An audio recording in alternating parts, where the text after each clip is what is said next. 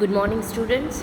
Today we are going to start price determination under perfect competition, that is, how price determines price perfect competition માં કેવી રીતે નક્કી થાય છે, that we are going to discuss.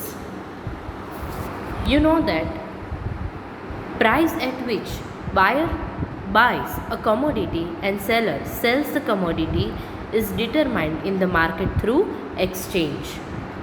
Price of any commodity determines with the forces of demand and supply. When demand and supply becomes equal, at that time price of any commodity determines in the market. જ્યારે કોઈ પણ કોમોડિટીની ડિમાન્ડની સામે supply equal થાય ત્યારે કોમોડિટીની price છે એ determine થતી હોય છે. If V think upon the demand side, there is an inverse relationship between price and demand, that is, price increases, demand decreases, price decreases, demand increases. So it is the marginal utility of the commodity which determines price on the demand side. That is, જો demand સાઇડથી વિચારીએ ને તો commodity છે એની કેટલી utility છે, કેટલી યુઝફુલનેસ છે, એના ઉપર એની ડિમાન્ડ છે એ ડિટરમાઇન, એની પ્રાઇસ છે એ ડિટરમાઇન થતી હોય છે. સે ફોર એક્ઝામ્પલ, હું એક સેલફોન પરચેસ કરું છું, તેમાં બધા ફીચર્સ છે, એટલા એવા બધા ફીચર્સ છે કે જે બીજા સેલફોનમાં નથી. ઇટ મીન્સ કે એની જે માર્જિનલ યુટિલિટી છે, તમે એને વધારે સારી રીતે યુઝ કરી શકો છો, તો એની પ્રાઇસ છે એ વધારે હશે. So on the demand side, it is the marginal utility of the commodity which determines the price, but on the supply side it is the average cost of production on supply side it is the marginal cost of production which determines the supply. That is, હું જેટલું production કરું છું એની cost કેટલી થાય છે એના based ઉપર છે એ મારી પ્રાઇસ ડિટરમાઇન થશે. એવું તો ન હોય કે પહેલાં પ્રાઇસ ડિટરમાઇન જ છે, નક્કી જ છે, અને એના આધારે હું મારી કોસ્ટ છે એ નક્કી કરી શકું. નો, ઇટ ઇઝ નોટ પોસિબલ. પહેલાં કોસ્ટ ડિટરમાઇન થાય, that is the total cost of production, and on that basis the price will be determined from the supply side. એટલે માર્જિનલ કોસ્ટ ઓફ પ્રોડક્શન શું બતાવે છે કે જો હું વધારે પ્રોડક્શન કરીશ એડિશનલ, તો એ એડિશનલ પ્રોડક્શનની કોસ્ટ મને કેટલી થશે એના બેઝડ ઉપર હું પ્રાઇસ ડિટરમાઇન કરીશ. So it is the forces of demand and supply which determines the price of commodity. Now let us discuss the equilibrium price. Now you know that demand varies inversely with the price and supply varies directly with the price. That is, there is an inverse relationship between price and demand, and there is a direct relationship between price and supply. So here is one table which shows the price per unit, demand and supply in units also. You can see that price decreases from 5 to 1, that is 5, 4, 3, 2, 1. તો હવે આપણને ખ્યાલ છે કે price decrease થાય તો demand increase થાય, અને પ્રાઇસ ઇન્ક્રીઝ થાય તો ડિમાન્ડ ડિક્રીઝ થાય. સેમ વે પ્રાઇસ ડિક્રીઝ થશે તો સપ્લાય પણ ડિક્રીઝ થશે, અને પ્રાઇસ ઇન્ક્રીઝ થશે તો સપ્લાય પણ ઇન્ક્રીઝ થશે. So you can see in this table, with the decrease in the price demand increases but supply also decreases. તો આપણે પ્રાઇસ કેવી રીતે ડિટરમાઇન કરશું? આપણે એવી પ્રાઇસને સિલેક્ટ કરશું કે જ્યારે ડિમાન્ડ અને સપ્લાય બે ઇક્વલ થઈ જાય. તો તમે આમાં જુઓ, જ્યારે પ્રાઇસ પર યુનિટ 3 રૂપીસ છે, at that time demand is 30 units as well as the supply is 30 units. So we can say that ₹3 is the equilibrium price. Now let us understand this with the help of a diagram. Yes, on x-axis there is quantity, both demand and supply, and on y-axis there is price. હવે જો આપણે એ ટેબલને, જે figures છે એને ડાયાગ્રામેટિકલી present કરીએ ને, તો we can get two curves. One is supply curve and one is demand curve. Here DD1 is the demand curve and SS1 is the supply curve. If you remember, if there is an inverse relationship between the two variables, at that time demand curve will be downward sloping, and when there is direct relationship or positive relationship, at that time the curve will be upward sloping. So demand curve છે એ downward sloping છે અને supply curve છે એ upward sloping છે. તો જ્યાં demand અને supply curve intersect થાય છે, that is at point A, at that time quantity is 300 and price is 3 rupees. So 3 rupees will be considered as the equilibrium price because at that time demand and supply are equal. So it is about the equilibrium price. Now our next topic is effect of changes in the demand and supply on price. That is, if demand and supply changes, what will be the changes in the price? જો demand અને supply બે change થતા હોય છે તો એની સામે પ્રાઇસમાં કેટલો change આવે છે, that we are going to discuss now. So there are shifts in the demand and supply curve due to the certain factors like change in the fashion, income, taste and preferences, some technical changes, some modifications, some number of factors are responsible for the changes in the demand and supply. So in that case demand curve and supply curve will shift either upward or downward. એટલે demand અને સપ્લાયમાં ઘણા બધા ફેક્ટર્સને લીધે change આવતો હોય છે. તો આ બધા ફેક્ટર્સ ચેન્જ થશે તો કાં તો ડિમાન્ડ અને સપ્લાય કહું છે એ અપવર્ડ શિફ્ટ થશે અને કાં પછી એ ડાઉનવર્ડ શિફ્ટ થશે. So now let us analyse the effect of changes in the demand condition which make shift in the demand curve upward if there is no changes in the supply condition. હવે પહેલાં આપણે એવું assume કરીએ છીએ કે સપ્લાયમાં કોઈ change નથી થતો, પણ જો ડિમાન્ડ ઇન્ક્રીઝ થશે તો ડિમાન્ડ કર્વ છે એ કેવી રીતે શિફ્ટ થાય. પહેલાં તમને ઓરલી સમજાવી દઉં કે જો સપ્લાય એઝ ઇટ ઇઝ રહે છે અને કોઈ પણ કમોડિટીની ડિમાન્ડ છે એ ઇન્ક્રીઝ થાય છે. સી ફોર એક્ઝામ્પલ આપણે હેલ્મેટનું મેં તમને પહેલાં પણ એક્ઝામ્પલ આપ્યું હતું કે હેલ્મેટનો રૂલ આવ્યો ત્યારે હેલ્મેટની સપ્લાય ઓછી હતી. હવે સપ્લાય હેલ્મેટની એઝ ઇટ ઇઝ છે, પણ હેલ્મેટની ડિમાન્ડ જો ઇન્ક્રીઝ થઈ ગઈ તો એની પ્રાઇઝમાં શું થશે? ઇન્ક્રીઝ ડેફિનેટલી, કારણ કે સ્ટોક માર્કેટમાં છે જ નહીં.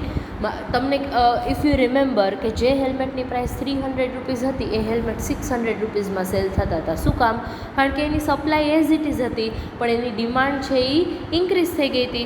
So when supply is fix and if demand of the commodity increases at that time price will increase. You can see in this diagram on x axis there is quantity and on y axis there is price. Supply કહું છે upward સ્લોપિંગ એ fix છે, D છે ને એ original demand કહું છે. તો જો ત્યારે પ્રાઇસ છે, જ્યારે ડિમાન્ડ અને સપ્લાય ઇન્ટરસેક્ટ થાય છે ત્યારે પ્રાઇસ એ છે તો એ ફિક્સ થઈ ગઈ. પણ હવે because of any reason demand increase થાય છે તો ડિમાન્ડ કહું છે એ રાઇટ સાઇડ અપવર્ડ ઉપરની સાઇડ શિફ્ટ થશે બિકોઝ ડિમાન્ડ ઇન્ક્રીઝ થઈ છે. તો D1 આપણને નવો ડિમાન્ડ કહું મળ્યો. તો હવે ડિમાન્ડ ઇન્ક્રીઝ થાય તો પ્રાઇસ સેમ ન રહે તો એ સપ્લાય કહુંને નવા પોઈન્ટ ઉપર ઇન્ટરસેક્ટ કરશે, that is eight point C. તો આપણને પ્રાઇસ છે એ નવી મળી. તો જુઓ એ પોઈન્ટ અને સી પોઈન્ટ, એ છે એ નીચે છે અને સી થોડું ઉપર છે. એનું રીઝન શું છે? With the increase in the demand price will increase. તો પ્રાઇસ છે એ એમાંથી ઇન્ક્રીઝ થઈને સી ઉપર શિફ્ટ થઈ ગઈ with the increase in the demand. So we can say that when supply is fixed at that time with the increase in the demand price will also increase.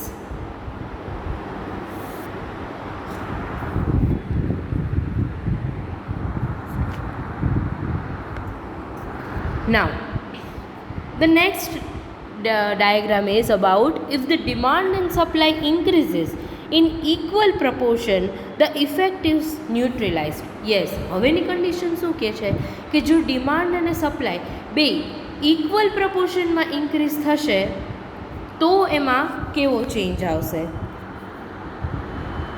Sorry, અહીંયા એક લખવામાં mistake થઈ ગઈ છે. આ diagram શું બતાવે છે કે ડિમાન્ડ એટલી ને એટલી છે બટ જો સપ્લાય ઇન્ક્રીઝ થઈ જાય ને તો કેટલો ચેન્જ આવશે. That is if demand is same but there is increase in the supply. પહેલાં શું હતું કે સપ્લાય સેમ હતી અને ડિમાન્ડમાં ઇન્ક્રીઝ થતો હતો. હવે ડિમાન્ડ એઝ ઇટ ઇઝ છે પણ સપ્લાયમાં ઇન્ક્રીઝ થાય છે. તો જો એક્સ એક્સિસ ઉપર ક્વોન્ટિટી છે એન્ડ વાય એક્સિસ ઉપર પ્રાઇસ છે. ડિમાન્ડ કહું છે એ તમને D1 દેખાય છે. હવે શું થાય છે કે પહેલાં સપ્લાય છે એ એસ કહું એ that is the old supply કહું, તો ત્યારે ડિમાન્ડ અને સપ્લાય બે ઇન્ટરસેક્ટ થાય છે એટ પોઈન્ટ એ, તો પ્રાઇસ ડિટરમાઇન થઈ ગઈ. પણ હવે શું થયું કે સપ્લાય ઇન્ક્રીઝ થઈ ગઈ. ડિમાન્ડ એઝ ઇટ ઇઝ હોય અને જો સપ્લાય ઇન્ક્રીઝ થાય ને તો પ્રાઇસ ડિક્રીઝ થઈ જાય, બિકોઝ માર્કેટમાં સ્ટોક વધી ગયો છે પણ એની સામે ડિમાન્ડ ઇન્ક્રીઝ નથી થતી. તમને પાછું સેમ હેલ્મેટના એક્ઝામ્પલથી સમજાવું કે હવે શું થયું કે હેલ્મેટનું પ્રોડક્શન ખૂબ થઈ ગયું પણ હવે સામે ડિમાન્ડ ઇન્ક્રીઝ નથી થતી, તો હેલ્મેટની પ્રાઇસ છે એ પાછી 600માંથી 300 રૂપીસ કરવી પડશે, તો જ માર્કેટમાં હેલ્મેટ છે એ સેલ થશે. તો તમને દેખાય છે કે જ્યારે સપ્લાય છે એ ઇન્ક્રીઝ થાય છે તો નવો ઇન્ટરસેક્શન પોઈન્ટ છે એ એટ પોઈન્ટ સી છે. તો જો પહેલાં એ હતું પછી એ ડિક્રીઝ થઈને સી થઈ ગયું. That is when demand is as it is with the increase in the supply price will decrease. Now with the increase in the demand supply also increases, there is no effect on the price. એટલે અહીંયા neutralise થઈ ગઈ કે જેટલા પ્રપોર્શનમાં demand increase થાય છે ને same પ્રપોર્શનમાં supply પણ ઇન્ક્રીઝ થાય છે, તો એની સામે શું થશે, પ્રાઇસમાં કોઈ ઇફેક્ટ જ નહીં આવે. જો on x axis there is quantity and on y axis there is price. D is the original demand curve, D1 is the new demand કહું કે જ્યારે ડિમાન્ડ ઇન્ક્રીઝ થાય છે.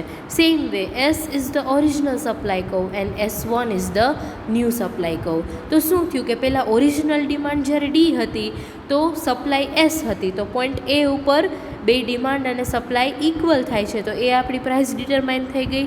બટ હવે શું થાય છે કે ડિમાન્ડ છે એ ઇન્ક્રીઝ થઈને D1 થઈ જાય છે, but at the same time supply છે એ ઇન્ક્રીઝ થઈને S1 થઈ જાય છે, તો બે કહું right side upward side shift થશે અને નવો પોઈન્ટ આપણને ઇન્ટરસેક્ટ પોઈન્ટ મળશે એ પોઈન્ટ સી. તો જો પ્રાઇસમાં કોઈ ચેન્જ આવ્યો નહીં, આ ડિમાન્ડ અને સપ્લાયમાં જે ઇન્ક્રીઝ થયો એની ઇફેક્ટ છે એ ન્યુટ્રલાઇઝ થઈ ગઈ. So it is about the effects of changes in the demand and supply on price. Now our next topic is importance of the time element in the determination of the price. Yes, હવે price determine કરવામાં time element છે એનું શું importance છે એ સમજીએ. Now we learned that equilibrium price is established through the interaction of demand and supply. Now equilibrium is not attained instantaneously, it takes time. કોઈ પણ demand અને સપ્લાયનો ઇક્વિલિબ્રિયમ છે ને એ તરત ઇન્સ્ટન્ટલી ન મળી જાય, એની માટે થોડો ટાઈમ લાગે. And from this point of view we can have 3 broad types of equilibrium prices. The first is market price, that is very short period price. The second is short period price and the third is long run or long period time price or normal price. So let us discuss one by one. The first is the market price, that is very short period. In extremely short period, just for example single day, the supply is fixed. એક દિવસમાં તમે કોઈ પણ વસ્તુની supply છે એ increase ન કરી શકો. So it can be increased at it can't be increase at short notice or in very short period. Say for example supply of fresh vegetables or milk is an example, right? કે તમે milk અને vegetables છે એની supply very short period એક જ દિવસમાં increase ન કરી શકો.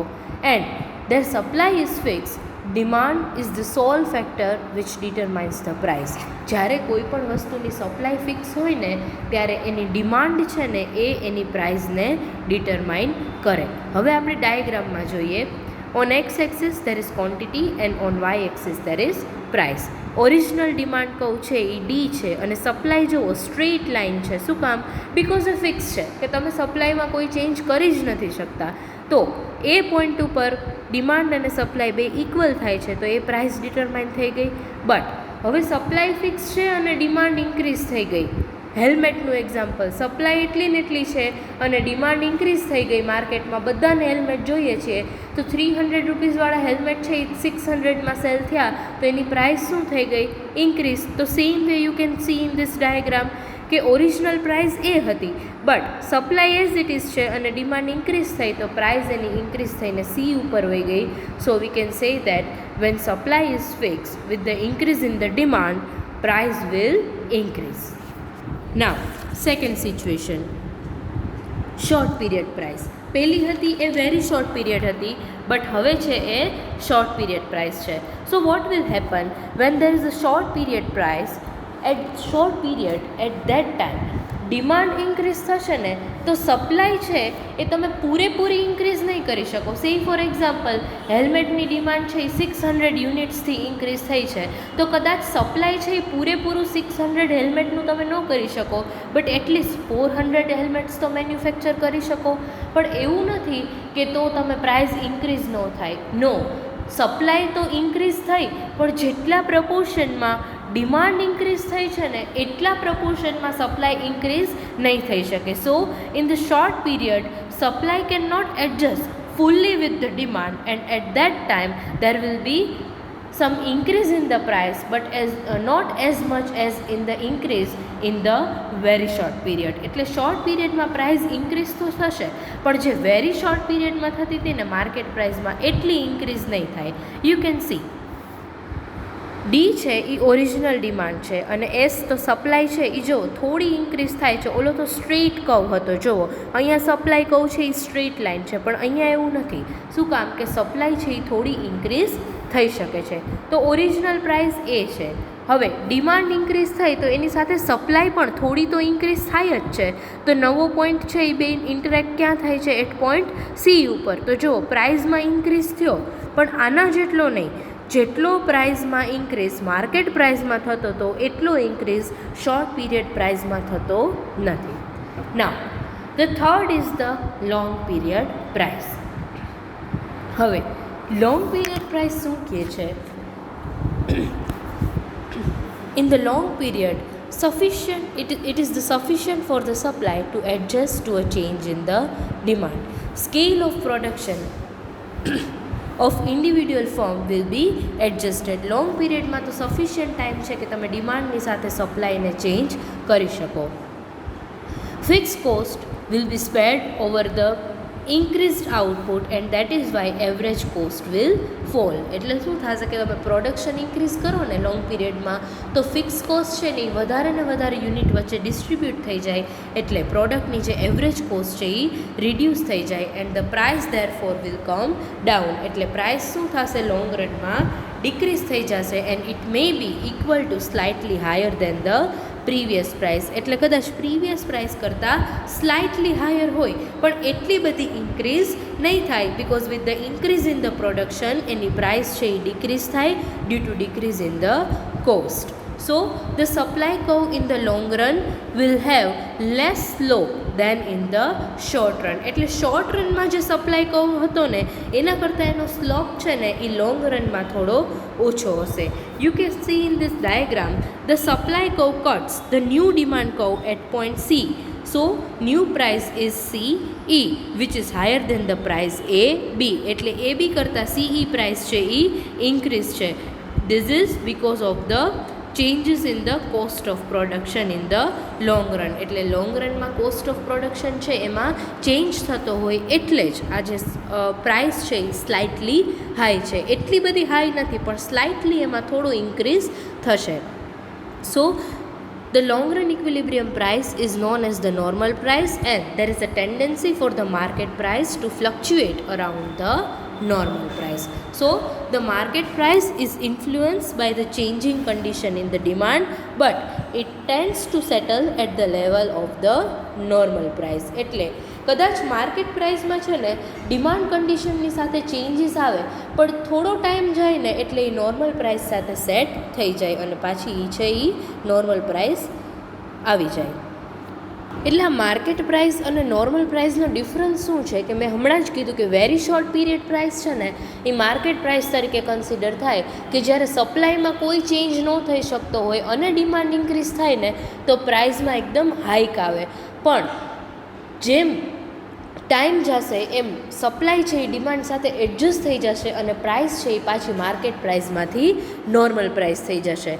માર્શલ છે ને આ માર્કેટ પ્રાઇસ અને નોર્મલ પ્રાઇસને ક્લોકનો જે પેન્ડ્યુલમ હોય ને એની સાથે કનેક્ટ કરે છે, કે જે ક્લોકનો પેન્ડ્યુલમ છે ને લેફ્ટ ટુ રાઇટ ફરશે, પણ ફાઇનલી શું થશે કે સેન્ટરમાં આવીને રહી જશે. એનું રીઝન શું છે કે પ્રાઇઝમાં ફ્લક્ચ્યુએશન તો આવશે, but ultimately it will lead to normal price. That is the main difference between market price and normal price.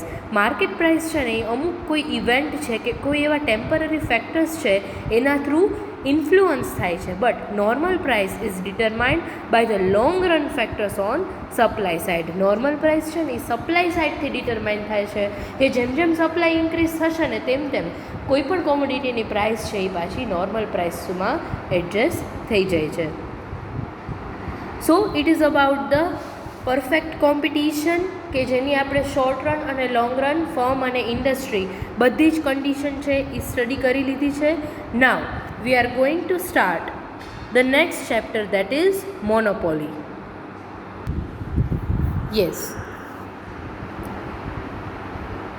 unit 2 is sorry, not unit 3, unit 2 chapter 1, it is monopoly. Here is the content. First of all, meaning of monopoly, then types of monopoly, then fixation of either price or output or sell. મોનોપોલીમાં તમે કાં price અને અથવા તો output બેમાંથી એક જ decide કરી શકો. બે વસ્તુ એકસાથે ક્યારેય મોનોપોલીમાં પોસિબલ નથી ડિસાઇડ કરવી. દેન જેવી રીતે આપણે પરફેક્ટ કોમ્પિટિશનમાં એવરેજ રેવન્યુ અને માર્જિનલ રેવન્યુ કર્વ સ્ટડી કર્યો, that is horizontal to X axis. Same way we are going to understand the AR and MR curve for a monopoly. Then nature of the demand curve under monopoly. Yes, monopoly no demand curve કેવો છે. Then nature of the cost curves under monopoly. Price determination under monopoly. Yes, monopolyમાં કેવી રીતે price determine થાય છે. Then limits to the power of monopolist and economic effect of monopoly. એટલે મોનોપોલીની economy ઉપર કેવી effect આવે છે અને જે મોનોપોલિસ્ટ છે દેટ ઇઝ જેની માર્કેટમાં મોનોપોલી છે એના પાવરમાં ક્યાં લિમિટ આવી જાય છે, that we are going to discuss. So in next lecture V are going to discuss meaning and features of monopoly. Thank you very much. I hope you are clear with these things. See you all in the next session.